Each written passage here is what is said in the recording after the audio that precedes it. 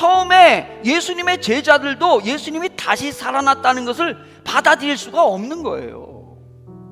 그래서 제자들도요, 예수님이 돌아가신 다음에 문 걸어 잠그고 숨어 있었어요. 왜? 이 종교 지도자들이 예수님을 잡아 죽였는데 우리도 잡아갈까봐 겁나서 꽁꽁 숨어 있었어요. 근데 마리아가 다시 살아나신 예수님을 만나잖아요. 그래서 제자들에게 와서 얘기합니다. 예수님 말씀하신 대로 진짜 살아나셨어요. 예수님 다시 살아났어요. 예수님 다시 살아났어요. 그럼 이렇게 아멘 해야 될 건데 제자들은 웃기는 소리 하고 있네 그러고 있었던 거예요. 안 믿었어요, 제자들이. 그래서 나중에 예수님께서 그 제자들 문 걸어 잠그고 있는 거기에 뿅 하고 나타나셨어요. 근데 하필이면 거기에 또 도마가 없었네. 도마라는 제자는 없었어요. 그러니까 다른 제자들이 도마를 만나서 우리가 부활하신 다시 살아나신 예수님 만났어, 진짜 살아났어. 그러니까 도마가 뭐라고 대답해? 웃기는 소리 하고 있네, 나 없었다고 나 놀리는구나, 그러고 있는 거예요. 그래서 그 이후에 11번이나 예수님께서 공식적으로 나타나십니다. 그리고 성령님이 임하시는 거예요. 그러니까 그때 제자들이, 그때서야 이제 바뀌어서 숨어있던 제자들이 문을 팍 차고 열고 나와가지고 길거리에다가 외칩니다. 예수님이 살아나셨습니다. 예수님이 다시 부활했습니다. 아멘. 예수님이 부활하셨습니다. 정말로 살아나셨습니다. 아니나 다를까 종교 지도자들이 잡아다가 고문을 합니다. 두들겨 뺍니다. 감옥에 쳐넣습니다. 그리고는 그들에게 겁박을 합니다. 다시는 예수의 이름으로 말하지도 말고 전하지도 말아라. 니들 다시 한번 그랬다는 니들도 죽을 줄 알아라. 그런데 그때 제자들이 뭐라고 대답합니까?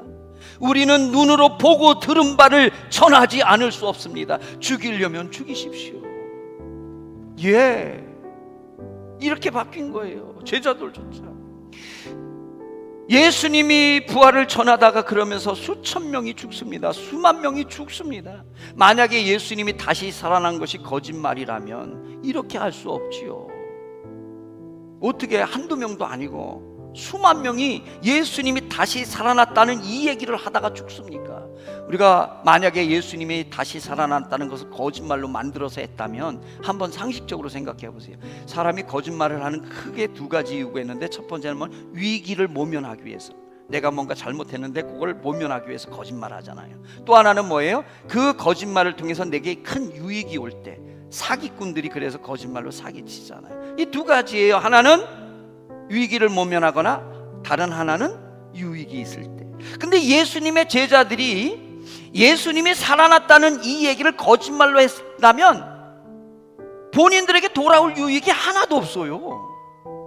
오히려 그것 때문에 끌려가서 두들겨 맞고 그것 때문에 죽음을 당했단 말이에요. 그러니까 거짓말이라면 어쩌다 한두 명 그냥 정신이 좀 그래서 그랬다 하더라도 어떻게 수만 명이, 아니 수십만 명이 그 고문을 당하면서 죽어가면서도 그 말을 외칩니까?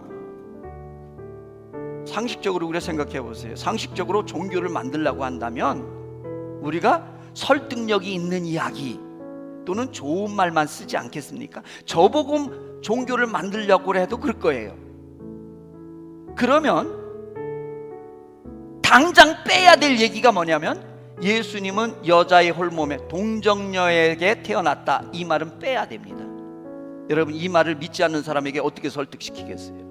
두 번째, 예수님이 죽었다가 3일 만에 부활했다는 이 말도 빼야 됩니다. 요거 빼놓고 좋은 얘기들, 서로 사랑하라, 용서해라, 내가 너와 함께 하겠다, 복 주겠다, 이런 말들만 딱 넣어놓으면 불경처럼 설득하기도 쉽죠.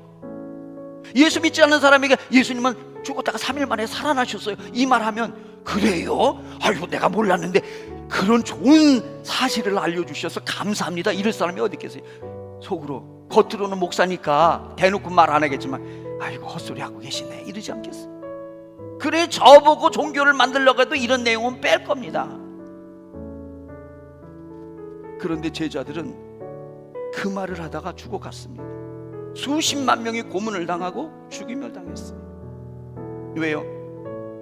예수님의 제자들은 예수님이 다시 살아난 것을 직접 봤기 때문에 목숨을 걸 수 있었던 거예요. 거짓이 아니었기에.